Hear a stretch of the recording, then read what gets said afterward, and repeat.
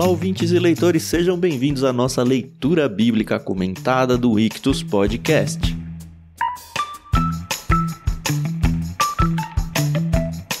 Eu sou o Thiago André Monteiro, @vulgutan. Estou aqui com o Thiago Moreira e com a Carol Simão para a gente continuar no livro de Lucas, entrando acho que meio que na reta final já, né? Capítulo 17, o capítulo de hoje. Bom dia, tudo bem? Oi pessoal, bom dia, aqui é a Carol Simão e hoje a gente vai aprender o poder de perdoar o amiguinho. Eu tô mais interessado na parte final. Essa parte do começo aí, né? Dá muito trabalho. Bom dia a todos. Geralmente é assim, né? A gente se preocupa com as partes mais obscuras, né? E esquece das partes mais claras. Mas vai ser um texto interessante aqui pra gente comentar junto também, caminhando bem no Evangelho de Lucas. Faremos nossa leitura aqui dividindo em 3 partes, como já estamos acostumados, e parecem ser 3 temas bem diferentes, mas todos eles com uma aplicação bem importante pra gente aqui. Curiosamente, eu que vou ler a primeira parte e a Carol que vai ler a última, né? Pois é, né? Pra você ver as ironias da vida. Pois é, hoje a gente vai dividir o texto em 3, eu vou ler a primeira parte até o verso 10, o Thiago vai pegar do 11 ao 19 e a Carol vai pegar do 20 em diante.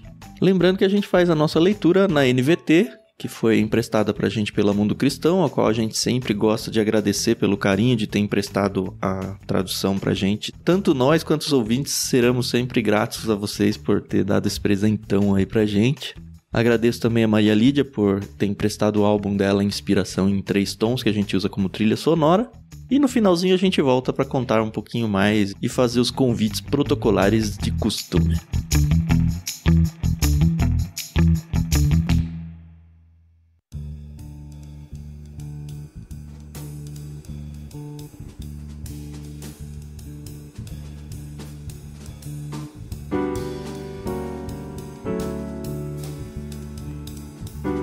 Vamos lá então, quem abre a leitura sou eu, é isso? Exato. Vamos do verso 1 até o verso 10 do capítulo 17.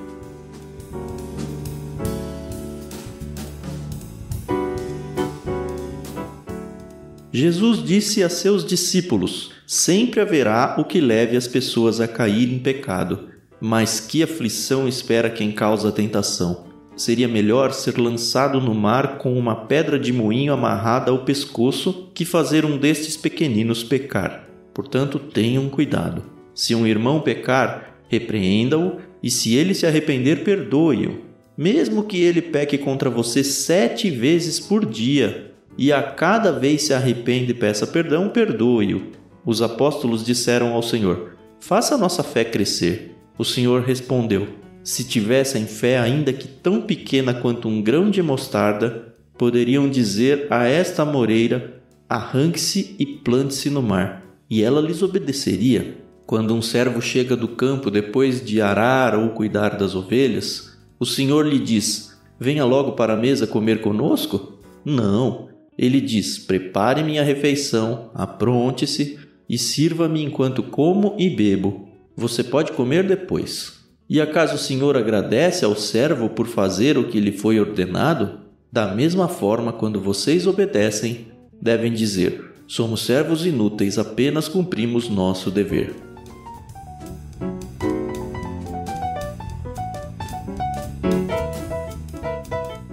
Eu gosto muito dessa segunda parte, mas a gente volta daqui a pouco, que tem uma primeira a ser tratada aqui. Acho que são 3, né? Basicamente, a primeira é esse juízo das pessoas que atrapalham a fé alheia, né? Quando você diz aqui desses pequeninos, a primeira imagem que vem é uma criança, mas eu acredito aqui que ele está falando só uma forma carinhosa dos cristãos em geral, talvez até os cristãos que estão começando na fé, os infantes da fé, sei lá.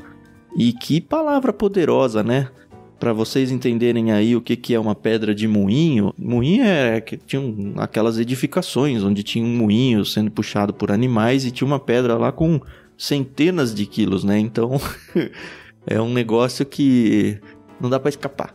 É um juízo muito, muito pesado. O que para mim, e acho que para nós 3 que estamos fazendo a LBC aqui, dá uma responsabilidade ainda maior, porque fala para quem tem pessoas ouvindo, né? Para líderes de igrejas, para pastores ou para pessoas que de alguma forma estão em referência a outras. E acho que não só isso, né, Tan? Porque esse texto, ele é conhecido nas versões mais antigas, e ele fala do escandalizar, e também fala do, aqui quando tá na tradução, que aflição espera, geralmente é o ai. Ai daqueles, né? Aquela expressão de juízo, né? Severo sobre quem faz outra pessoa pecar, entre aspas, tá? Porque, claro que nós sempre somos responsáveis pelos nossos pecados, mas se nós estamos, de alguma forma, contribuindo para que outras pessoas pequem, o texto também traz uma advertência bem severa aqui, né? Eu acho que vai além apenas da questão da liderança, né, do ensino, mas vai das nossas relações mesmo, né? Tanto é que depois ele vai falar de perdoar. A gente vai entrar na questão do perdão. Eu acho que vai das nossas relações e o cuidado que a gente tem que ter nas nossas palavras, nas nossas atitudes, quando a gente está lidando com as pessoas, porque não é só o lidar com a pessoa. Nós podemos estar levando a pessoa, sendo uma influência para que a pessoa peque contra o Senhor. E o texto mostra que isso é muito sério, muito severo. E a imagem é muito forte, né? Pra mim sempre vem a imagem de Judas aqui, não sei porquê. Ele trai Jesus. E Jesus não tá nem falando aqui de traição, né? Ele tá falando de atrapalhar, de ele fazer outras pessoas caírem. Mas não sei porquê, sempre vem Judas na minha cabeça aqui. Mas eu acho que tem textos que ligam Judas a essa questão. Se eu não me engano, também me vem, né? Não sei se é só impressão, mas eu acho que tem textos que ligam Judas a esse tipo de atitude, né? Agora, a imagem é muito forte, né? Uma pedra dessa, como o Tan já mencionou, uma pedra enorme, super pesada, amarrada ao pescoço de alguém, lançado ao mar, né? Você imagina o tipo de morte que tem aqui, né? Uma pessoa que... terrível, né? Me vem à mente, não tem nada a ver com morte desse tipo, mas eu lembro daquele filme... Poxa, eu tô tentando lembrar o nome e não consigo. Mas que tem o Cuba Gooding Jr., que ele tá entrando pra marinha, e ele tem aquela roupa pesada. Homens de honra, uma coisa assim. Homem de honra, um negócio assim. Foi muito bom, inclusive, bom, né? Aquela roupa pesada embaixo do mar lá, né? Então, imagina um peso desse, a pessoa lá embaixo morrendo afogada, uma situação realmente, né, desesperadora, né? A imagem é muito forte aqui, né? Lembrando que essa não é a condenação da pessoa. Isso aqui é... melhor seria acontecer isso do que o que será a condenação de verdade. Exatamente. Nossa, que coisa, né? É forte mesmo.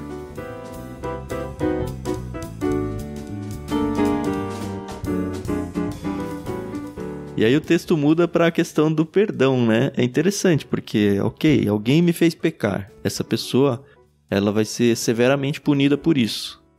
Agora, se alguém pecar contra mim, eu não tenho que desejar o mal pra ela. Eu tenho que estar pronto para perdoar.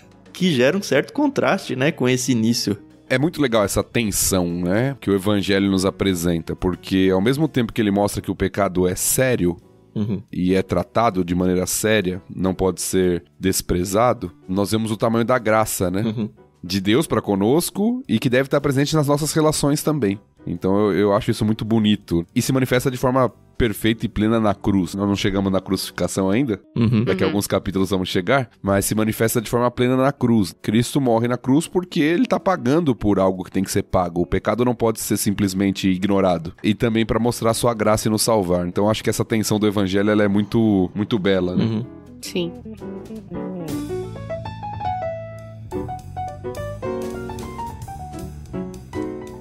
Eu admiro muito pessoas que conseguem perdoar com facilidade, né? Então, eu conheço algumas e, poxa, que maturidade espiritual. Você não é uma, Carol? Eu gostaria de dizer que sim, que eu exercito essa questão do perdão, mas é uma coisa aí que... vai, você tem um caderninho de pecado dos outros pra ficar anotando e não correr o risco de esquecer isso. Eu entendo a fala da Carol. Não vou discordar dela. Eu entendo a fala dela e realmente tem pessoas mais maduras e que lidam com isso com mais facilidade, entre aspas, mas eu acho que ninguém tem facilidade de perdoar. Não tem. A piada tá aí, né? Todo mundo tem telhado de vidro, né? Facilidade. Você fala assim, ó, facilidade?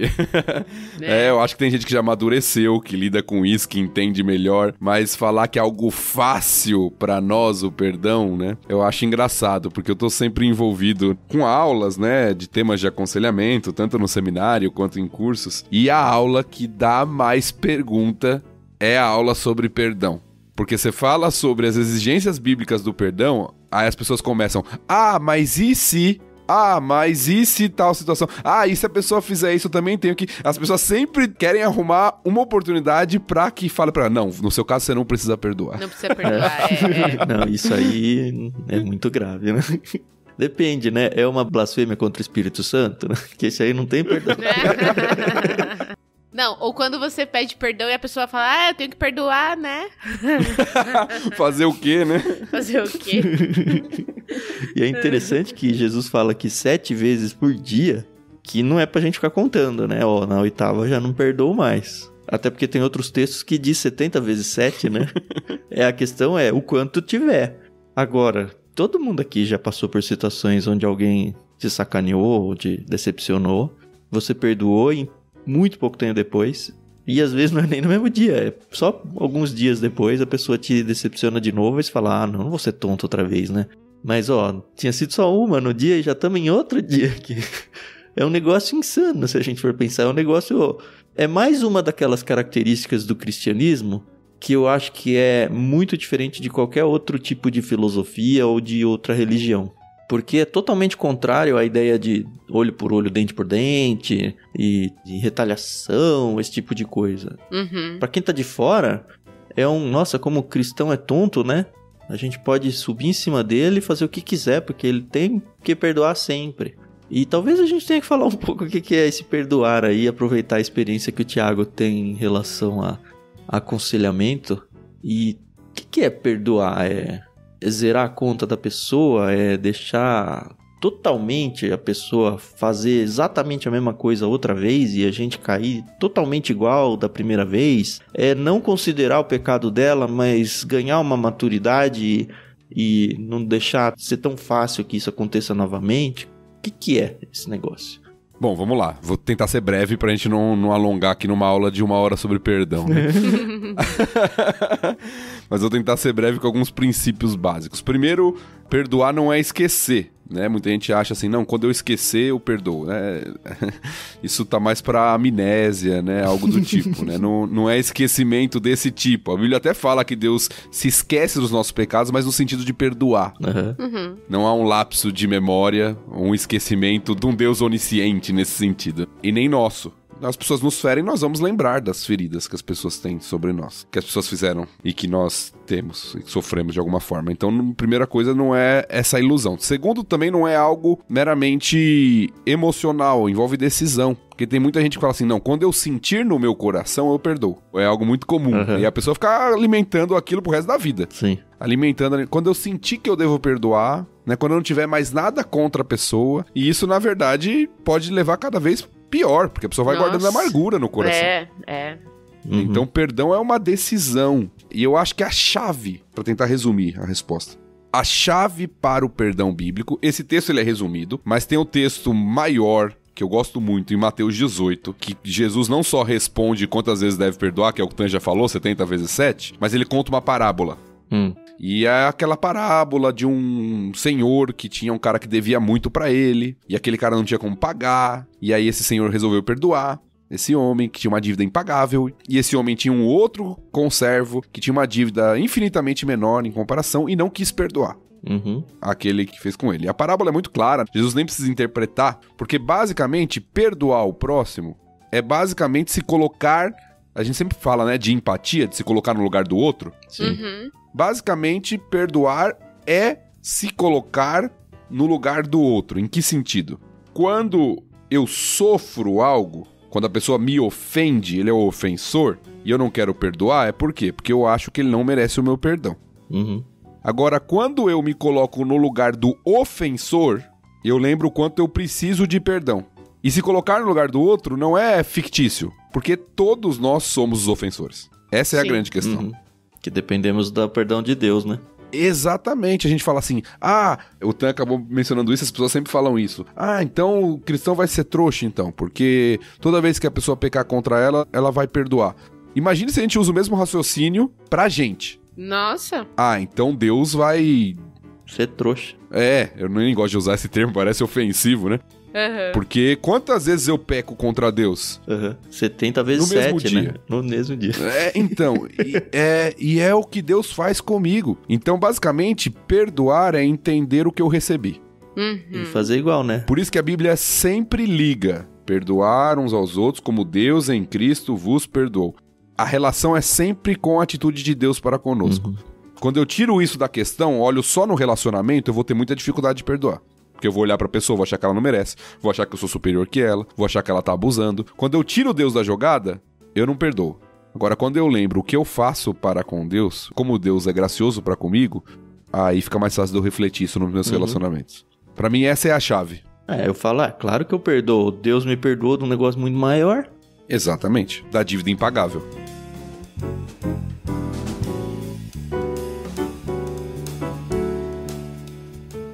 E é interessante a resposta dos apóstolos, né? Eu gosto mais da tradução antiga, né? Que fala, aumenta a nossa fé, né? Tipo, é impossível. Faça a nossa fé crescer, né? Que tá aqui. É tipo, não dá, esse discurso não cabe. Deixa eu só voltar um pouquinho antes da gente avançar aqui, porque tem um ponto que às vezes a gente negligencia, que eu acho tão importante, principalmente quem é membro de igreja, vive os relacionamentos dentro do corpo da igreja, e que a gente negligencia muito nos nossos dias. Porque o texto, a gente foca muito na questão do perdão, de fato o texto tá falando bastante sobre o perdão, mas o texto começa assim, no versículo 3, né?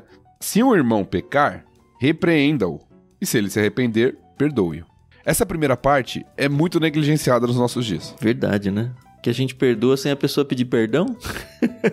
Não só isso, a gente não faz esse exercício fundamental de ajudar um ao outro através de apontar as nossas falhas pra gente crescer. Então, se alguém me fere, depende do perfil da pessoa, mas a maioria das pessoas, se alguém é ferido no contexto da igreja, a pessoa não fala e ela guarda amargura. Ou a que perdoa fácil fala, deixa pra lá, e também não lida com o assunto, né? Não resolve o problema. E isso começa a criar conflito de visão dentro do povo, dentro do corpo. Sim. Nossa, como resolver isso, né? A solução tá aqui. É que a gente às vezes não tem a liberdade que deveríamos ter como corpo de Cristo de chegar e falar, olha, meu irmão, você agiu assim, eu acho que não é correto o que você tá fazendo. Eu prefiro guardar e falar, aquela pessoa faz isso comigo porque ela é assim. Porque ela faz aquilo outro. Eu sou uma pessoa completamente distraída. O que é péssimo pra um pastor. Graças a Deus tenho uma esposa que sempre me dá toques e conselhos. Nossas esposas são uma graça de Deus mesmo, viu? Porque que a Renata me protege. Nossa, minha esposa, ela chega pra mim e fala assim, você viu que tal pessoa tá meio triste? Não. Eu falei, tal pessoa veio na igreja hoje? Às vezes eu nem vi a pessoa. E ela já viu pelo olhar que a pessoa não tá bem, né? Então várias vezes eu já vi gente um pouco mais sensível que chega assim e fala assim, o pastor me ignorou. Porque às vezes eu tô lá, né, vai começar o culto, você tá preocupado com um monte de coisa, passo pela pessoa, nem olho pela pessoa, nem cumprimento a pessoa. Porque eu sou uma pessoa muito ruim pra essas coisas, né? Então, às vezes a gente vai guardando e às vezes a pessoa nem sabe o que ela fez. Ou às vezes fez mesmo, mas precisa de alguém pra dar um chacoalhão nela. Como o Natan fez com o Davi muitas vezes. Sim. Então, a gente perde muito de crescimento e cria muitas barreiras quando a gente não exerce esse simples conselho aqui, ó. Se seu irmão pegar contra ti, vai lá e fala pra ele. E não é fala pro amiguinho, né? Fala pra ele. Exatamente. Mas aí tem aquela coisa também, não querendo me estender muito, mas veja bem, tem aquela coisa, né? Eu não posso fazer tal coisa porque eu vou escandalizar meu irmão. Mas aí eu vou escandalizar meu irmão porque meu irmão é fraco na fé, não é maduro na fé. E aí começa a ter essas intriguinhas, né? E aí em vez de chegar e falar assim, vamos resolver? Não, começa a ficar essa coisa, né, do olhar torto, de qualquer coisa, tô ali, de novo, lá vem a pessoa, né? E é difícil, é realmente uma questão de maturidade muito grande. As crianças são maravilhosas nesse aspecto, a gente tem que aprender demais com as crianças, porque elas brigam, daqui a pouco elas estão ali resolvidas, não é nem se resolvendo, resolvidas. Já estão brincando já junto, esqueceram, né? E a gente não, né, isso a na gente vida, fica, né? Pois é. Talvez por isso Jesus comparou muitas vezes que nós deveríamos ser como crianças. Como crianças, né? Sem contar esse negócio de não confrontar a pessoa ou de não dar nem a chance dela perceber que ela pecou. Eu vi uma ilustração há tempos que eu gosto bastante. Que você ficar remoendo isso é como se você mesmo estivesse tomando veneno esperando que a outra pessoa morra. É isso, né? Sim, isso que é bonito, inclusive nas virtudes do evangelho, né? A gente fala do perdão como algo difícil, e de fato é, mas o perdão, ele é libertador, né? Quando você não perdoa, você vai sendo consumido, né? Sem perceber, né? É como o Tan falou, você vai tomando veneno e você quer que a outra pessoa fique ferida, mas no final é você que tá. Uhum. A outra pessoa é o pastor Thiago, que nem sabe que você foi na igreja. Ainda bem que a gente tem as esposas, viu?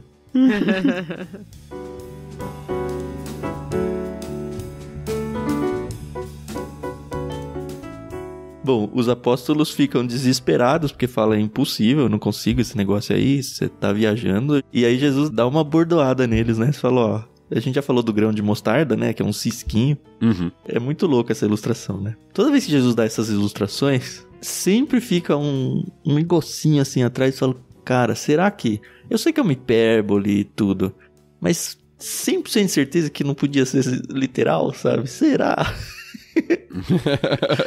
Parece um negócio tão absurdo, né? E aí depois, conforme você vai estudando o texto, você descobre coisas como a moreira é uma árvore que tem raízes muito profundas e que se espalham demais no chão, no solo. Então arrancar uma moreira, só o fato de arrancar já é uma trabalheira louca, assim, muito, muito difícil. E aí Jesus falou, se vocês tivessem praticamente zero de fé, né?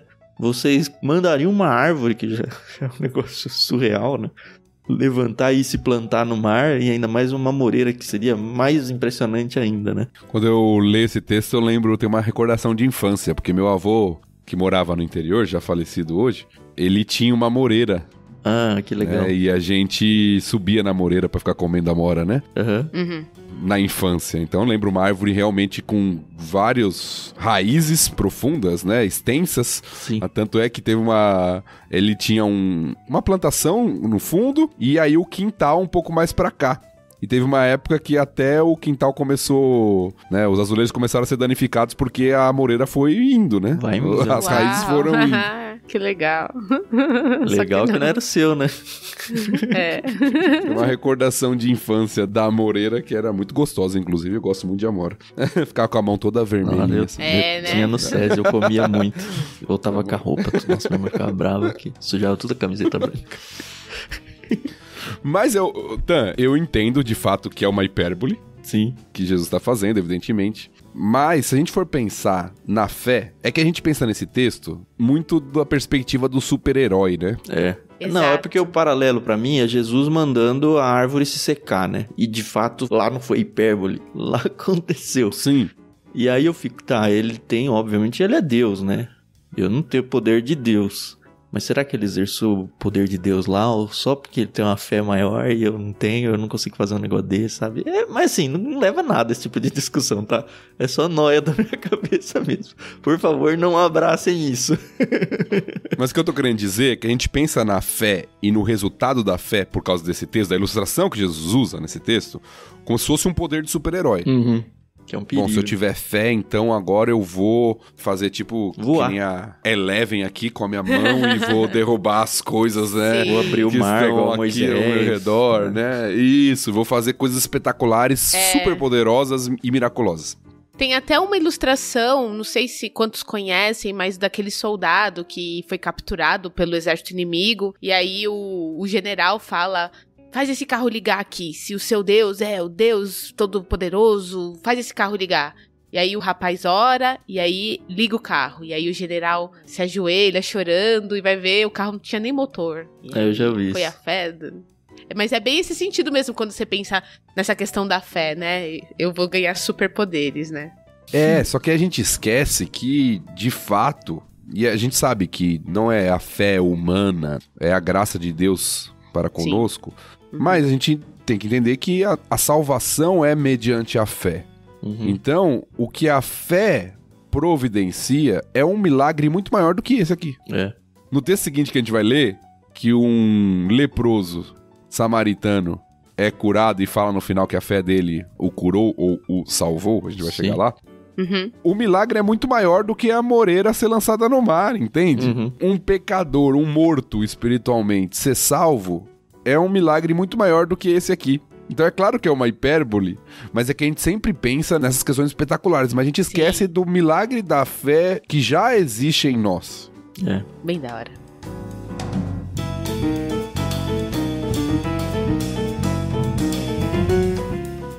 Esse capítulo todo, ele basicamente fala sobre fé, né? Se tem que escolher uma palavra, é fé. E tem o finalzinho, né? Que eu falei que gosto. Eu normalmente sou aquele cara chato que traz esse texto à tona quando as pessoas estão se exaltando. Exaltando a humanidade e tudo mais. Ou falando, puxa, como eu sou importante para Deus. Eu falo, calma, vamos lá para Lucas 17. Olha só. Você é um servo inútil. Assim como eu. E é muito interessante, porque ele tira a gente de um pedestal que a gente nunca devia ter subido, eu acho. Olha, não se esqueçam. Eu sou o Senhor, vocês são os servos. E é um contraste, não com o texto do capítulo 17, mas com tudo que Jesus já vem construindo. Naquela questão de que quem quer ser Senhor tem que servir. Aquela questão de inversão de papéis e tudo. Só que aqui ele lembra, olha, vocês são servos de Deus. E eu não te devo nada, porque você tá me servindo. Você continua sendo meu servo e que bom pra você que você é meu servo, mas eu sou seu Senhor. Então você tem que se alegrar em me servir. Você não tem que se regozijar ou achar que eu te devo alguma coisa, porque também começa a abrir um caminho para a salvação pelas obras. E Jesus já corta na raiz aqui. Eu acho que o grande problema de hoje, nosso problema hoje, é que a teologia atual, apesar de manter o título para Jesus e para Deus de Senhor, tem a visão de Deus como servo. E nem é o servo sofredor que ele tanto fala, né? É o servo faça a minha vontade. Exatamente. Deus existe para dar aquilo que eu preciso. Então essa é a visão que a nossa sociedade tem a respeito de Deus. Um Deus servo, que tá aqui para dar alguma coisa. Então eu preciso, eu peço. E Deus me dá. E se ele não me dá, ele tá falhando no papel dele, que é me dar as coisas que eu quero. Nem o que eu preciso, mas o que eu quero, muitas vezes. E esse texto coloca as coisas na perspectiva correta, né? Ele é senhor, de fato. E nós somos os servos. E aí ele faz a ilustração da época. O servo não vai chegar na casa e falar, vou comer primeiro. O servo tem que chegar, arrumar as coisas, colocar comida pro seu senhor. Depois ele vai comer quando for a hora e o senhor permitir e ordenar que ele coma. Sim. Então, o texto coloca na perspectiva correta. O que a gente faz pro Senhor, nosso serviço, eu sei que às vezes a gente entra naquela mentalidade de... E é claro que existe galardão celestial. Existe, somos filhos de Deus, irmãos de Cristo, tudo isso. Sim. Mas tô dizendo de galardão no sentido de que, bom, eu tô fazendo algo pra Deus, Deus vai me dar, vai me recompensar, vai me dar algo em troca daquilo que eu tô realizando. A gente começa a barganhar com Deus, né? É isso, seja aqui ou seja na eternidade. E esse texto nos fala, olha, vocês são servos, vocês estão cumprindo apenas o que é o dever de vocês. Aceita que dói menos, né?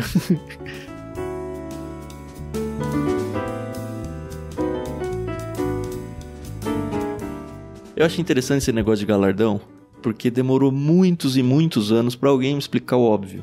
Que tá num texto lá, infelizmente eu não anotei e me veio isso à mente agora. Mas tá, acreditem, tá lá na Bíblia. Talvez alguém de vocês dois lembrem disso. Qual que é o propósito de ganhar esses galardões? As pessoas pensam, não, porque eu vou ser rico, eu tô comprando tesouros pro céu. Nos textos que revelam o que vai acontecer quando a gente chegar no céu, nós vamos receber os nossos galardões, que são os nossos tesouros, e vamos colocar diante de Deus, no altar de Deus. É a nossa oferta pra Deus quando a gente chegar lá. Não é a nossa riqueza pra passar a eternidade, sabe? É, olha Deus, eu não mereço, eu quero ofertar esse meu galardão pro Senhor. É pra isso que vai servir o galardão.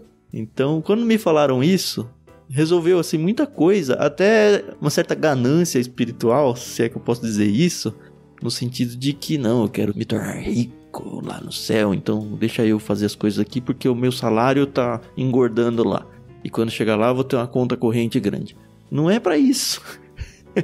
Eu tava tentando achar a referência aqui de cabeça, mas se eu não me engano é Apocalipse, que fala que nossas coroas serão depositadas diante do trono. Mas eu não achei a referência correta. Tem. Ah, beleza. Um dia a gente chega lá. A questão é se a gente vai lembrar que a gente falou isso um dia.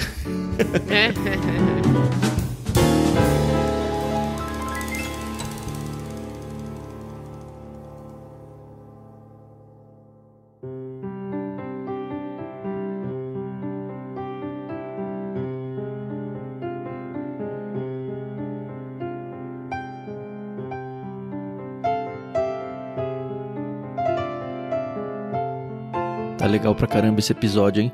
Mas nesse momento eu tenho que abrir uma nota do editor muito importante e eu queria que vocês prestassem bastante atenção, tá? É um recadinho bem rápido, eu prometo. vocês já estão com a gente aqui no LBC há bastante tempo, a gente já está há 1 ano e meio mais ou menos gravando episódios da Bíblia, você já sabe, a gente tem o Gênesis inteiro, a gente tem 2 episódios em Salmos, e agora a gente está na reta final aí para concluir Lucas. E olha, tem sido uma coisa tão especial pra gente do lado de cá, e eu acredito que pra vocês aí desse lado também tem sido uma experiência muito grande. O fato é que o LBC, ele precisa da ajuda de vocês agora. É um momento muito crucial pra gente, não só pra leitura bíblica comentada, mas pro Ictus como um todo, pensando no Ictus como uma empresa. Talvez você consuma o áudio só aqui da leitura bíblica comentada e não sabe do resto que o Ictus produz. O Ictus é um clube e um podcast e agora também uma comunidade de leitura coletiva. A gente vem tentando desde 2018 fazer com que esse projeto seja minimamente viável comercialmente falando. Nesse meio de caminho surgiu o Leitura Bíblica Comentada, que vocês estão ouvindo agora. Mas a gente tem o Ictus Podcast há bem mais tempo e dentro dele a gente tem vários tipos de programa, como Conversa de Peixe Grande, onde a gente faz entrevista com cristãos de referência aí das mais variadas áreas. A gente tem programas como Veio na Maré, onde a gente constrói mini biografias de autores aí da literatura mundial. A gente ressuscitou no Barquinho, era um podcast bem antigo já que estava parado e a gente conseguiu trazer eles à tona de novo. A gente tem a parceria com o Literário lá no Irmãos.com e junto também no feed do Ictus Podcast, onde a gente fala de vários livros aí clássicos, contemporâneos. A gente tem vários outros programas, Café com Prosa, o Prefácio, o Epílogo, o História de Pescador, onde a gente dramatiza histórias. Isso tudo dentro do Ictus Podcast. Paralelamente, como você sabe, a gente segue com a leitura bíblica comentada, que eu acredito que tem feito muita, mas muita diferença na vida de muitos cristãos e até de descrentes por aí. Não vou dizer nem só pelo Brasil afora, porque a gente tem informações de gente fora do Brasil ouvindo esses episódios e realmente tem feito diferença na vida deles. Recentemente, como a gente já mencionou em alguns episódios, a gente abriu a comunidade no Discord de leitura compartilhada, onde a gente tem lido vários livros cristãos e seculares. Então, se você não conhece, no final do episódio a gente vai falar um pouquinho sobre isso, mas o recado de agora é outro. A questão é que a gente sempre tentou fazer todo esse conteúdo de graça. Só que, obviamente, não é de graça pra gente produzir. E a gente tá passando por um momento bastante delicado. A gente tá no limite pra dar pra vocês más notícias. De que talvez não só a leitura bíblica comentada, mas como todos os outros projetos, eles estejam com os dias contados. A gente tem gasto desde 2019, principalmente quando a gente começou os podcasts, recorrentemente com tecnologia, burocracia, próprio pessoal, editores de podcast, ilustrador, gestor de marketing, divulgação, nada disso sai de graça e obviamente você sabe disso, né? E eu e a Carol, a gente tem colocado dinheiro do bolso sistematicamente para fazer esse sonho continuar vivo. Só que esse sonho, ele não vai continuar se a gente não tiver ajuda de vocês, assim, ajuda externa. A princípio a gente ficou pensando, poxa, vamos tentar fazer com que o clube de assinaturas consiga bancar tudo isso. Mas a realidade é que viver de livros no Brasil é muito difícil. O clube, de fato, não dá praticamente nenhum resultado financeiro pra gente. A gente mal consegue pagar as contas com ele. Então, basicamente, o peso fica em cima de mim e da Carol. E mais precisamente dos nossos cônjuges, que são quem estão trabalhando nos seus empregos seculares para conseguir manter a nossa família funcionando e, consequentemente, fazer com que tanto eu quanto a Carol a gente se dedique muito tempo para produzir tudo isso. Só para vocês terem uma ideia, as edições da leitura bíblica comentada são feitas por mim, o Tan, e pensando só em mim, tá? Eu não tô falando nem do tempo que o Thiago e a Carol gastam para a produção desses programas, mas pensando só em mim, isso me custa em torno de 12 a 15 horas por semana. Então, assim, bem mais de um dia de trabalho. E é algo que a gente faz visando o reino de Deus, assim, comercialmente falando, de verdade não faz nenhum sentido a gente seguir. Então por isso que eu tô dizendo pra vocês, a gente precisa muito de vocês, precisa de verdade. A gente tem um sonho que é muito claro, assim, nosso sonho sempre foi ajudar as pessoas a se reencontrarem com a palavra escrita. E eu tô pensando aqui no Ictus como um todo, tá? Não só a questão da leitura bíblica. Óbvio que a leitura bíblica ela tem um cantinho especial no nosso coração, porque enfim, é o livro dos livros, né? Mas a gente acredita que através dos livros qualquer pessoa pode ter momentos de prazer, de contemplação, de crescimento pessoal, social e principalmente no LBC espiritual. A gente até tentou criar a Ictus Experience, que está funcionando muito bem, que é essa leitura compartilhada que a gente está tendo desde julho e está sendo realmente muito especial.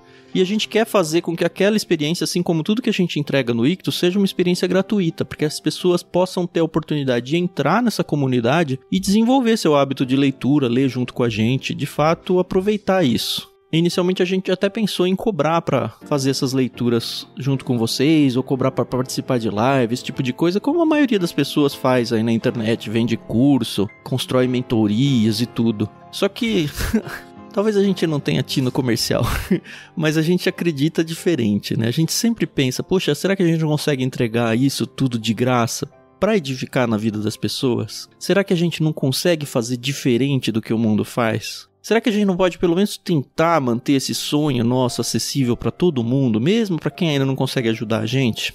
Mas como eu já expliquei, é impossível a gente seguir adiante sem recurso, né? É exatamente aí que a gente precisa de você. De você, eu não tô falando nem de vocês, assim, genericamente, porque eu quero que cada ouvinte que está ouvindo isso se sensibilize e entenda que, olha, se eu não me envolver, esse projeto pode morrer.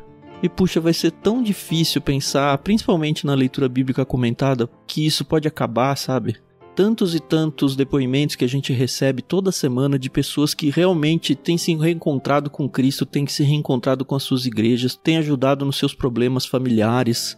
Eu acho que eu nem preciso ficar contando, porque você que é o ouvinte assíduo aqui do LBC, você pode imaginar o quanto potencialmente esse projeto pode fazer diferença na vida de uma pessoa. Então, se você gosta do Ictus Podcast com esse monte de programas que eu falei agora há pouco, se você tem sido impactado pela leitura bíblica comentada, entende de verdade a importância do projeto como um projeto missionário que de fato ele é, ou se de repente você conheceu a gente através da Ictus Experience e tem aproveitado essas leituras junto com a gente, chegou a hora de mostrar que o Ictus é importante para você e de realmente nos ajudar a continuar impactando vidas. Então, se Deus te dá condições assim mínimas que sejam, escolhe agora mesmo, assim, de maneira mais generosa possível. Obviamente, desde que não comprometa aí suas finanças, não vai fazer nenhuma loucura. Mas se Deus te dá realmente uma mínima condição, entra no nosso financiamento coletivo que a gente abriu lá no Catarse. A gente tem o link dele aí na descrição do programa. Mas se você está ouvindo e já quer resolver isso agora, é só você acessar catarse.me/ictus. catarse.me/ictus. Lembrando que ictus se escreve ICHTHUS. Se você está na dúvida, vai na descrição do programa que tem o link pronto para você. A gente criou 2 faixas de apoio recorrente lá. A ideia é que você assuma a gente, principalmente o LBC, como um projeto missionário, seja você como pessoa física, ou seja você tentando incentivar um grupo pequeno que você faz parte, ou até levando a liderança da sua igreja e falar, olha, vamos abraçar esse projeto missionário, ele tem feito tão bem para tanta gente. A gente está aberto a tudo isso. Se você não quer fazer através do Catarse, ou quer procurar a gente para conversar sobre isso, manda um e-mail pra gente para contato@clubeictus.com.br. Clube com E no final, tá? contato@clubeictus.com.br. Voltando pro Catarse, como eu estava mencionando, a gente criou 2 faixas de apoio lá. Eles até têm algumas recompensas para cada uma dessas faixas, mas o que a gente realmente quer de vocês não é que vocês apoiem por causa da recompensa, é que vocês apoiem porque realmente vocês querem manter esse projeto no ar. Então escolha lá sua faixa de apoio. Se você achar que eu não consigo me comprometer nem com a faixa mais baixa, lá existe a opção de apoiar sem recompensa, onde você pode escolher você mesmo o valor que você quiser para apoiar a gente mensalmente. De verdade, isso faz muita diferença pra gente. É isso que vai determinar se a gente realmente vai continuar existindo ou não. Então por isso a gente pede para vocês, acessem agora mesmo catarse.me/ictus ou acessa aí na descrição do programa para você fazer parte dessa corrente do bem aí. Porque só junto com vocês a gente vai continuar existindo. Muito obrigado por fazer parte desse cardume. E é com isso que eu me despeço dessa nota do editor e convido você a continuar ouvindo mais um episódio do Leitura Bíblica Comentada.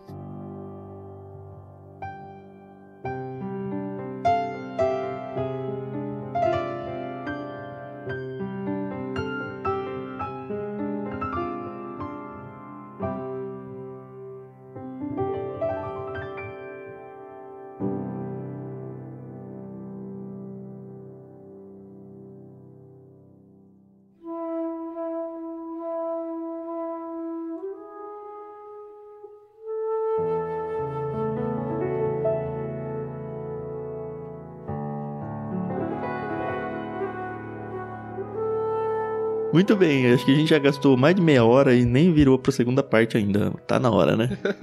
Tá na hora. Vamos lá então, vou fazer a leitura. Versículos 11 a 19.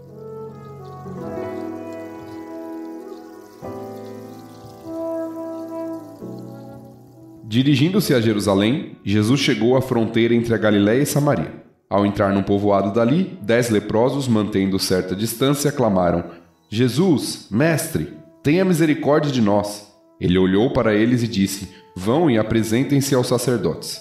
E enquanto eles iam, foram curados da lepra. Um deles, ao ver-se curado, voltou a Jesus, louvando a Deus em alta voz. Lançou-se aos seus pés, agradecendo-lhe pelo que havia feito. Esse homem era samaritano. Jesus perguntou: Não curei 10 homens? Onde estão os outros 9? Ninguém voltou para dar glórias a Deus, exceto esse estrangeiro? E disse ao homem: Levante-se e vá, sua fé o curou.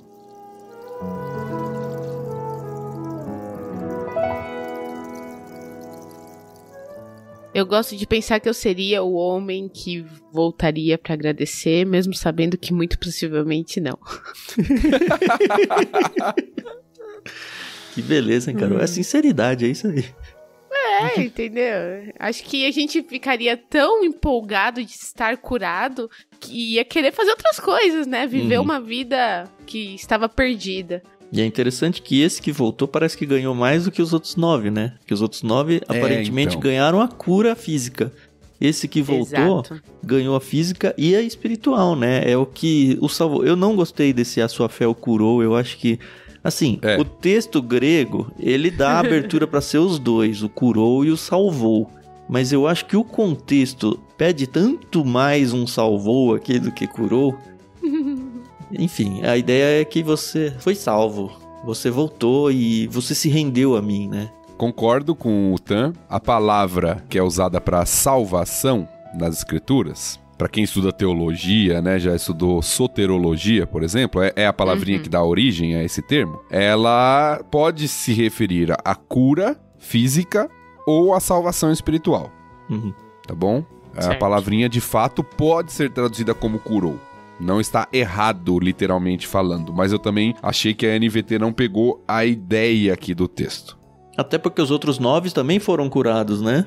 Exato, todos já tinham sido curados ou purificados, que na tradução mais antiga traz a ideia de purificação da sua impureza da lepra, né? Todos já tinham sido purificados ou curados da lepra, e apenas um voltou, e apenas a esse é dito que a fé dele o havia curado ou salvado. Eu acho também, a minha impressão do texto é que esse homem foi além da cura física. Ele verdadeiramente foi salvo e isso foi refletido na atitude que ele teve, diferente dos outros 9. E um samaritano de novo, né? Muito legal. Aquele ser odiado. Tem alguns detalhes nesse texto muito interessantes pra gente notar. Primeiro é que Jesus está indo para Jerusalém, a gente já viu isso lá em Lucas 9, ele começa a sua grande viagem até Jerusalém, e ele está na fronteira entre a Galiléia e a Samaria. Que é de norte ao sul, pra quem tá pensando no mapa aí. Sim. O que é muito importante, muito interessante pensar que ele está num território de fronteira. Por quê? O que acontecia com o leproso? Um leproso não ficava dentro da comunidade. Ele tinha que viver separado. Por lei. Exato. Então ele vivia geralmente nas fronteiras das cidades. Ele ficava do lado de fora. Quando a cidade era murada, ele não podia para não contaminar os outros. Então Jesus está num território fronteiriço aqui, justamente onde é propício ter grupos de leprosos, pessoas que viviam à margem da sociedade, não ficavam dentro das cidades. E aí o texto traz um detalhe importante, que eles, mantendo certa distância, falaram com Jesus. Por quê? Porque eles de fato não podiam se aproximar. Também era uma questão legal. O leproso tinha que ficar a certa distância e quando alguém se aproximasse, ele tinha que gritar: olha, impuro, vai pra lá, né? Pra você não se contaminar comigo. Então eles mantêm todo o protocolo da vida de um leproso. Eles falam à distância, eles creem que Jesus pode fazer uma cura neles, pelos que eles já ouviram falar de Jesus, provavelmente. Mas eles mantêm a distância e eles ficam nessa região fronteiriça. É diferente, por exemplo, da mulher com o fluxo que a gente viu, que tocou em Jesus. Sim, sim. Aquela mulher tá fazendo algo socialmente impróprio. Sim. Porque ela tá impura e tá tocando numa outra pessoa. Esses homens não, eles estão impuros, mas eles estão mantendo os protocolos. Certo. Vamos ficar à distância, né? E aí Jesus vira pra eles e fala: olha, vão lá e se apresentem aos sacerdotes. Quando um leproso ia até o sacerdote? Quando ele tava curado. porque é o sacerdote que fazia a inspeção corporal dele e falava, ó, tá curado, pode voltar pra sua comunidade e tal, ou não tá curado. Exatamente. Todas essas leis que a gente está citando se encontram em Levítico. Depois você pode olhar com calma, tá? Levítico 13, que fala sobre a questão do leproso, tem tudo lá. Só pra gente não gastar muito tempo voltando pros textos lá. Mas ele tinha que se apresentar diante do sacerdote. O sacerdote averiguar se de fato ele estava curado e podia voltar pra vida em comunidade. Mas Jesus simplesmente vira pra eles e fala assim, olha, vão se apresentar aos sacerdotes. Jesus não cura eles ali. Isso é interessante dessa cura. É verdade. É um exercício de fé pra eles, né? Exato, né? Vão lá e se apresentem aos sacerdotes. É quase na cabeça da pessoa, né? Talvez de um cético. É quase assim, olha, vai que seu problema vai ser resolvido, mas sem nenhuma garantia. Só assim, é quase aquilo que Tiago condena, entre aspas, quando fala assim, ó, seu irmão tá com necessidade, fala assim, ó, vai em paz, eu vou orar por você. Sim. Isso aqui não vai resolver nada, né? Você tem que fazer alguma coisa de prático. Mas Jesus sabe o que ele tá fazendo. Ele é Jesus vai fazer o milagre naquele... Exato, ele vai fazer o milagre naqueles homens, mas ele de alguma forma testa a fé e a obediência daqueles homens. É muito paralelo com o texto de Naamã, né? O leproso que vem até Israel buscar a salvação, né? Buscar a cura da lepra. E o Eliseu, ele fala, não, vai lá no rio e se banha. Tipo, não tem um negócio miraculoso ali na frente que a pele fica limpa. É um negócio que precisa realmente desse exercício de fé, de fazer um negócio que não faz o menor sentido. Mas tudo bem, eu vou fazer, porque eu acredito que isso vai acontecer mesmo assim, mesmo não fazendo sentido nenhum. E é interessante assim, que num certo sentido, os 10 têm essa fé. Sim. Sim. Porque eu acho que é muito mais difícil ter a fé de ir diante de um sacerdote. Imagina, cara, você leproso, todo enfaixado, doente, sei lá quanto tempo fora da comunidade. Aí você vai passar um carão desse na frente do sacerdote, que se você tá imundo ainda, você pode contaminar o sacerdote, sabe? Você tava preocupado com o protocolo com as pessoas passando na fronteira da cidade, você vai se prestar a isso. E eles se prestaram, então os 10 tiveram fé pra cura, pelo menos. Mas não foi a fé suficiente pra salvação, né? Só um que volta. O fruto, né? A evidência de que algo aconteceu diferente na vida desse homem é a gratidão e o louvor, né? Sim. Ou seja, o que esses homens esperavam a vida toda? Serem curados da lepra para poder voltar a viver em comunidade. Quando isso acontece com esse homem, aquilo que ele mais esperava já não é o mais importante. O mais importante agora é voltar para agradecer e louvar. Os outros não. Nossa. Os outros vão. Poxa, aconteceu o meu milagre, eu vou agora fazer o que eu sempre sonhei. Sim. Esse homem volta, né? E se lança aos pés de Jesus, agradece. Aí o texto dá o destaque que o Tan já disse, né? O homem era samaritano. Então, eu ia dizer, o texto não diz que os outros são judeus. Mas eu acho que pelo menos alguns deviam ser, viu? Eu acho que ele pressupõe que os outros 9 são judeus. É, né? Não sei se os 9, mas algum era, né? Uns 3, 4, né? E aí Jesus questiona justamente isso, né? Onde estão os outros 9? Ninguém voltou para dar glórias a Deus, exceto esse estrangeiro? Que pode parecer uma pergunta meio ruim até, né? Quando você lê assim, fala assim, só voltou esse estrangeiro, como se ele fosse inferior. Mas Jesus está justamente tocando no ponto que ele toca muitas vezes, e o Evangelho de Lucas é mestre em nos mostrar isso, de como a fé, a salvação, não está limitada às fronteiras de Israel. Ela se estende, né, ao gentil, ao samaritano, e todos chegam e são bem-vindos no reino.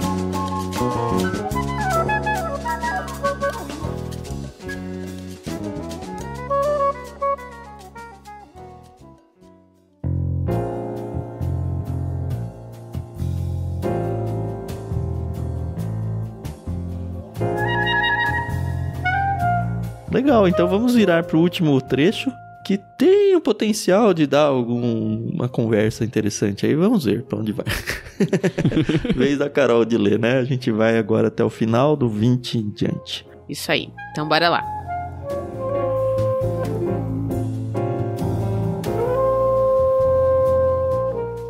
Certo dia, os fariseus perguntaram a Jesus: quando virá o reino de Deus? Jesus respondeu: o reino de Deus não é detectado por sinais visíveis. Não se poderá dizer está aqui ou está ali, pois o reino de Deus já está entre vocês. Então ele disse a seus discípulos: aproximam-se os dias em que desejarão ver o tempo do Filho do Homem, mas não o verão. Dirão a vocês: vejam, lá está, ou aqui está ele. mas não os sigam. Porque assim como o relâmpago lampeja e ilumina o céu de uma extremidade à outra, assim será no dia em que vier o Filho do Homem. Mas primeiro é necessário que ele sofra terrivelmente e seja rejeitado por essa geração. Quando o Filho do Homem voltar, será como no tempo de Noé. Naqueles dias, o povo seguia sua rotina de banquetes, festas e casamentos, até o dia em que Noé entrou na arca e veio o dilúvio, que destruiu a todos. E o mundo será como no tempo de Ló. O povo se ocupava de seus afazeres diários, comendo e bebendo, comprando e vendendo, cultivando e construindo, até o dia em que Ló deixou Sodoma. Então fogo e enxofre ardente caíram do céu e destruíram a todos. Sim, tudo será como sempre foi até o dia em que o Filho do Homem for revelado. Nesse dia, quem estiver na parte de cima da casa, não desça para pegar suas coisas. Quem estiver no campo, não volte para casa. Lembre-se do que aconteceu à esposa de Ló. Quem se apegar à própria vida a perderá. Quem abrir mão de sua vida a salvará. Naquela noite, 2 pessoas estarão dormindo na mesma cama. Uma será levada e a outra deixada. 2 mulheres estarão moendo cereal no moinho. Uma será levada e a outra deixada. 2 homens estarão trabalhando juntos num campo. Um será levado e o outro deixado. Senhor, onde isso acontecerá? Perguntaram os discípulos. Jesus respondeu: onde estiver o cadáver, ali se ajuntarão os abutres.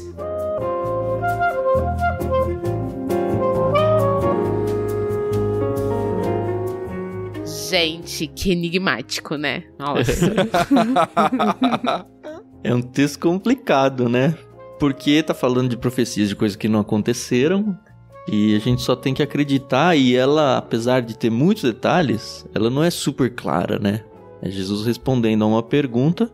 É interessante que quem pergunta aqui não são seus discípulos, são os fariseus, só que Jesus fala para os discípulos depois. Eu entendi essa pergunta dos fariseus quase como uma afronta, uma zombaria, porque, lembra, eles estão esperando um Messias terreno que vai dominar e Jesus está indo para Jerusalém. Uhum. Talvez até seja uma pergunta no sentido, é agora? Você está indo para Jerusalém? Quando que vai acontecer esse negócio aí? Porque a gente não tá vendo nenhum tipo de movimento. Me passa essa sensação. Sim, eu acho que mais pelo que a gente já conhece dos fariseus e da oposição do que pelo texto em si, né? A pergunta é simples aqui, né? Sim. Quando virá o reino de Deus, mas eu também tenho a mesma impressão. Ah, legal, você tá indo pra Jerusalém com 12 discípulos aí, e você diz que é o Messias, cadê seu exército? Uhum. Quase uma zombaria mesmo, né? É. Então, quando virá o reino de Deus? Naquela expectativa que a gente já falou, expectativa comum do judaísmo do primeiro século, né? Do Messias, não só do primeiro século, mas do judaísmo do Messias libertador, que viria para libertar Israel de Roma. Até a resposta de Jesus, né? Porque fala, ó, não é visível, é meio que vocês estão esperando enxergar alguma coisa que vocês não vão ver. Isso, e o reino de Deus já está entre vocês. Aqui tem uma briguinha de palavras, né? Isso, tem uma briga porque é uma preposição que algumas versões traduzem como dentro de vocês. Várias fazem isso, mas eu acho que a NVT acertou na mosca aqui. Sim, é uma preposição que pode ter mais de um significado, né? Pode ser entre, pode ser dentro, pode ser a partir de... Mas ele tá falando com fariseus, né? Então, se fosse com os Exatamente. discípulos, acho que a dúvida seria maior. Mas com fariseus não dá pra falar, tá dentro de vocês. Onde não está é dentro de vocês, né? Exato. Então eu acho que a tradução foi boa mesmo, pelo contexto, porque o reino já está, o reino de Deus já é chegado, né? Como a gente já viu em outros textos aqui. Sim, falando das virtudes do reino, né? Da presença do rei entre eles. É claro que o reino, Jesus não elimina um reino literal, até porque a próxima parte do texto vai mostrar alguns indícios sobre isso, mas ele fala que os indícios do reino já estão presentes, né? Que eles já poderiam notar que os indícios do reino estão presentes. Sim.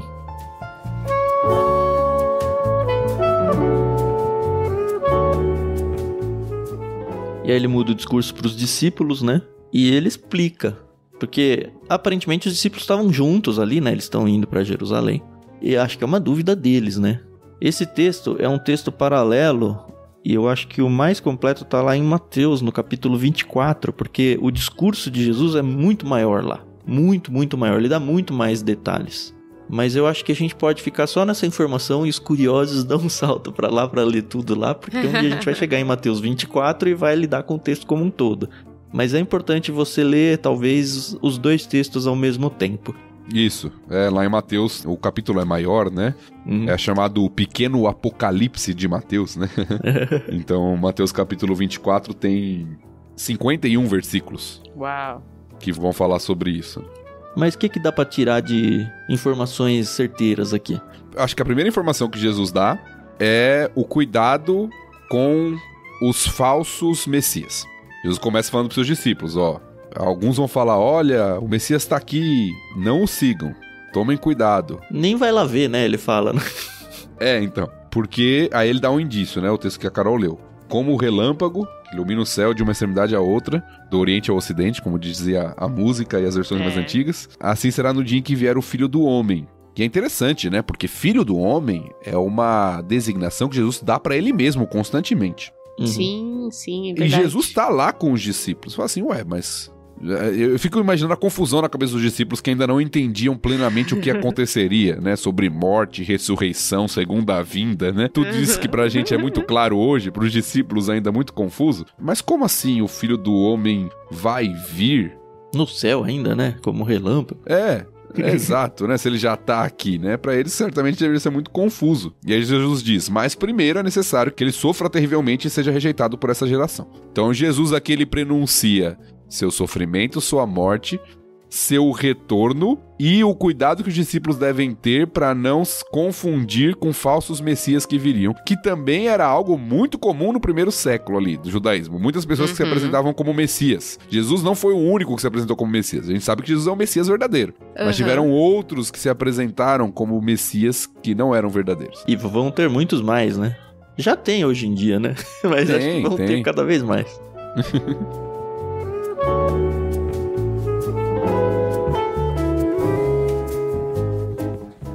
Bom, e aí ele faz os paralelos, né? Os 2 principais com Noé e com Ló.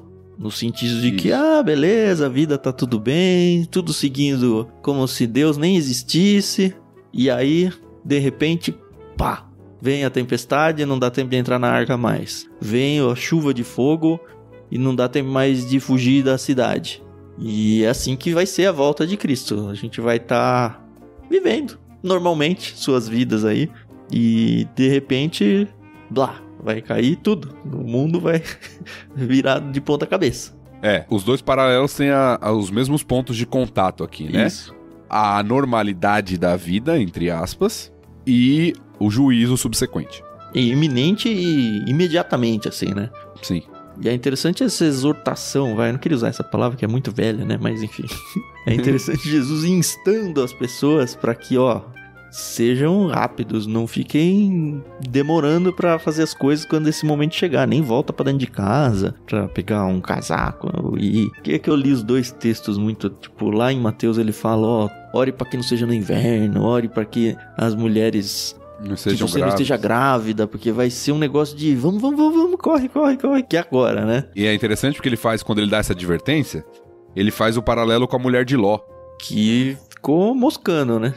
Não vou, não foi. Mas não ela foi. Se apegou àquela realidade, Isso. né? E é interessante que Jesus fala, olha, quem se apegar à própria vida perderá, e quem abrir mão da sua vida salvará. Porque, de fato, não deve ser uma sensação muito fácil. Já pensou? Você tem a sua casa, você tem suas coisas, e aí pessoas passam por isso em catástrofes naturais muitas vezes, né? E de repente tem uma enchente, né? De repente tem alguma coisa que você tem que abandonar, deixar tudo pra trás, aquilo que você construiu, porque vai ser destruído e só sai você com a roupa do corpo, né? Deve ser algo muito difícil, né? E Jesus tá falando, olha, vocês têm que estar preparados, não se preocupem com as suas coisas, porque o que tá acontecendo é muito mais sério, muito mais importante, né? Não façam como a mulher de Ló, que ficou, né, apegada àquilo que ela tinha na cidade e sofreu as consequências disso, né? Quem não conhece a história de Ló, de Gênesis aqui do dilúvio, que são citadas, nós já falamos sobre essas histórias lá em Gênesis, né? Só procurar os podcasts lá, Gênesis 6-8 fala do dilúvio, Gênesis 19 conta a história de Ló, de Sodoma, de Gomorra, então é só dar uma procuradinha lá nas nossas gravações que você vai encontrar. Boa. Aí faz o pessoal ouvir Gênesis inteiro, né? Por que não? O que você tá fazendo aqui em Lucas? Você não viu Gênesis ainda, né?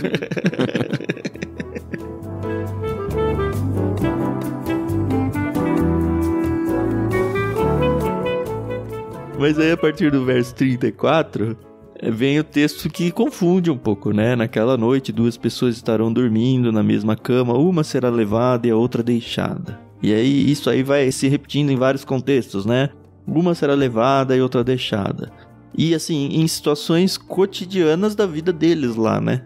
Se a gente trouxer pra gente, um vai estar pegando o ônibus, um vai ser levado e outro deixado. O outro vai estar indo jantar e vai ser levado. Coisas normais da vida mesmo. E aí fica a dúvida, né? Se alguém chegasse hoje assim pra você e falar, e aí, quer ser levado ou quer ser deixado? Eu tenho uma predileção pra um lado, mas eu não tenho plena certeza de qual que é o lado que vai certo. Porque existe a teologia, por exemplo, do arrebatamento. Então alguns entendem que, vou ser levado para os céus. Uhum. Eu entendo que esse texto está falando sobre a condenação, o juízo final, que vai ser levado para a condenação eterna. E quem vai ser deixado entra para o milênio, o governo de Cristo e tudo. Tem várias interpretações e realmente, assim, é uma briga teológica porque, de novo, esse texto não é tão claro. Eu acredito que pelo contexto, pelos comparativos de Noé e de Ló, principalmente pela palavra usada, que aqui não está claro, mas em Mateus está, esse levado e deixado faz um paralelo com levado e deixado usado exatamente nos exemplos de Ló e de Moisés, lá no texto de Mateus. Aparentemente, esse levado é alguém sendo levado para a condenação, e o deixado é o que fica para entrada no reino. Para entrada no reino, isso. Mas não põe minha mão no fogo por isso, não. Sim, é um texto difícil, não tão claro, né? Eu acho que pra gente fechar uma teologia bíblica sobre tempos futuros, escatologia, a gente não pode ficar somente nesse texto, evidentemente, né? Vários outros textos têm que nos ajudar a gente a formar a nossa teologia a respeito dos eventos futuros. O texto não é tão claro assim. Eu, particularmente, acredito na tribulação. Sou pré-tribulacionista, pré-milenista, pra quem conhece um pouquinho dos termos aí. Mas também compartilho com o Tan a visão de que esse texto não está falando do arrebatamento da igreja. Ele está falando desse momento de juízo mesmo final ali, onde vai haver a separação, até porque o texto está falando um contexto, a pergunta que gerou lá, a pergunta dos fariseus lá atrás, é sobre a questão do reino, né, a entrada no reino. Eu acho que o texto está dando indício a respeito disso. As ilustrações são, os exemplos, né, são de condenação. O final, eu acho que responde muito, onde estiver o cadáver, aparentemente é um dito popular, né? Onde estiver o cadáver, ali se ajuntarão os abutres. Os que vão ser levados deixaram seus corpos ali. Eu acredito que eles vão ser levados espiritualmente, né? E os corpos estão largados na rua. E aí, enfim, são os condenados. Era provavelmente um provérbio para uma situação de juízo, né? De morte. Uhum. Os cadáveres espalhados em um terreno, talvez depois de uma guerra, e os abutres, né? Esqueci o nome do pássaro. Mas os animais, né, os cadáveres no chão e os animais comendo, né, a carne desses cadáveres, né? Os urubus. Urubu. Boa. Os urubus comendo a carne dos cadáveres. Esse é aquele tipo de texto que eu não abro a boca, porque é muito difícil você chegar, né, assim, numa conclusão, então eu prefiro apenas ouvir. A gente tem, por exemplo, eu li pro Thiago em off, acho que vou ler aqui também. A Bíblia diz tudo NVI, não é NVT, tá? Para esse texto, falando da palavra tirada, diz o seguinte: pode referir-se a ser tirada para a destruição, tirada do meio da destruição ou levada para o reino. O que fica bem claro é que, independentemente de quão estreita na vida seja a intimidade entre duas pessoas, elas não têm garantia de terem o mesmo destino eterno. E eu acho que cabe aqui, já que a gente está um pouco confuso no texto, cabe uma palavra de conforto e de alívio. Não fique preocupado, no sentido de que ninguém vai chegar para você, e aí, quer ser levado ou quer ser tirado? A questão é se a sua vida vai estar alinhada com Cristo ou não, se a sua vida está entregue a Cristo ou não. A sua preocupação que você tem que ter aqui é a que Jesus falou: olha, quando vier a catástrofe natural, vamos correndo, vamos lá, não se apegue às coisas, porque você tem que tentar salvar a sua vida. Se você vai para o lado A ou o lado B, o importante é saber que você vai para o lado certo, não porque você escolheu o lado A ou o lado B, mas porque você escolheu a Cristo. Então fique tranquilo quanto a isso. Acho que vale sim o alerta de Jesus, que é muito forte, de não ficar correndo atrás de, olha, Jesus voltou ali, vamos lá no monte, não sei aonde. Não, Jesus vai voltar e vai ser visível para todos, assim, vai ser indiscutível que é a volta de Cristo, sabe? Se for discutível, não é. É isso.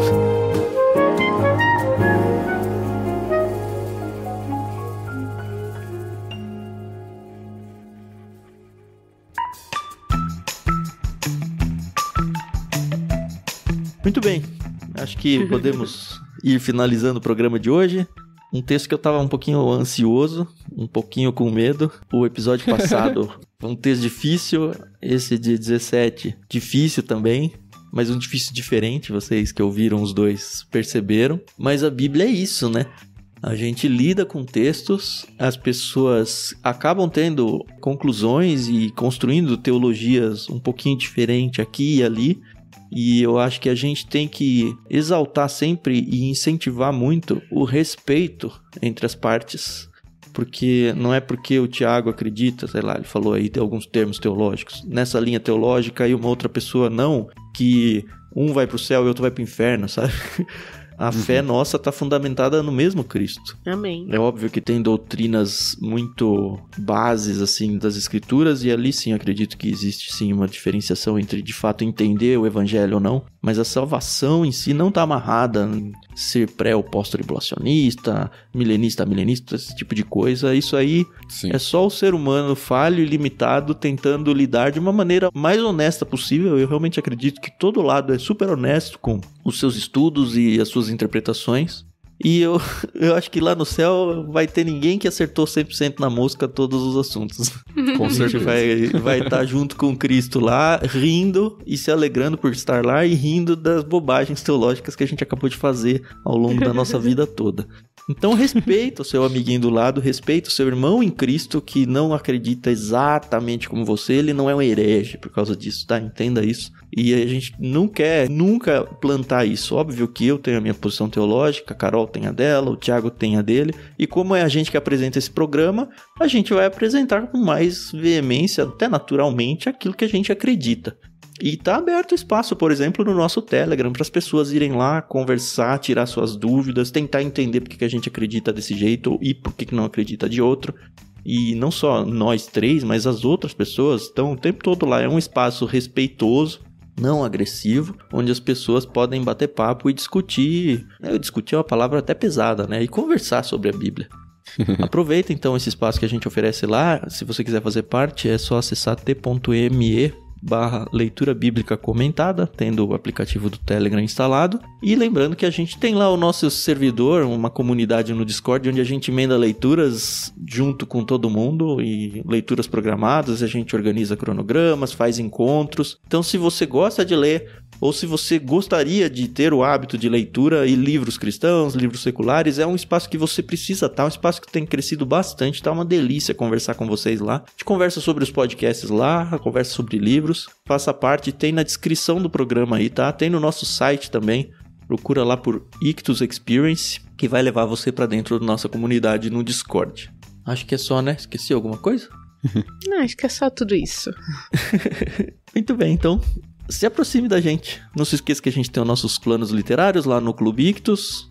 O Thiago, pastor de um seminário aqui em São Paulo, tem indicado livros no Plano Bíblia. O seminário, né, tem indicado livros no Plano Bíblia. Nós sempre indicamos o Plano Vida, que é de vida cristã prática. Acho que casa demais com o que a gente faz aqui. E na descrição tem também as formas que você pode ajudar financeiramente a gente, sendo associado do clube, ou se envolvendo com doações avulsas, ou se comprometendo a ser um dos mantenedores mensais. Deus sabe quanto a gente precisa disso e o quanto você pode, de fato, abençoar o nosso projeto como um projeto missionário mesmo. Eu acho que o LBC é muito isso mesmo, um projeto missionário que está levando a palavra de Deus a lugares que nós fisicamente não conseguiríamos alcançar. Faça parte dessa rede aí com a gente. E mais uma vez, muito obrigado por gastar a sua horinha e pouco aí ouvindo a gente essa semana. Terça-feira que vem a gente volta com o capítulo 18. Obrigado, Carol. Obrigado, Thiago. Obrigado, ouvintes. E até a próxima.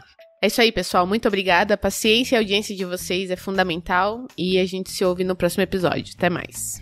É isso aí, pessoal. Obrigado. Obrigado, Tam. Obrigado, Carol. Muito bom estar com vocês de novo, conversando sobre as escrituras. Muito bom estar com vocês aí. Espero que vocês desfrutem desse período aí de conversarmos juntos sobre a Bíblia e aprendam cada vez mais. Deus te abençoe.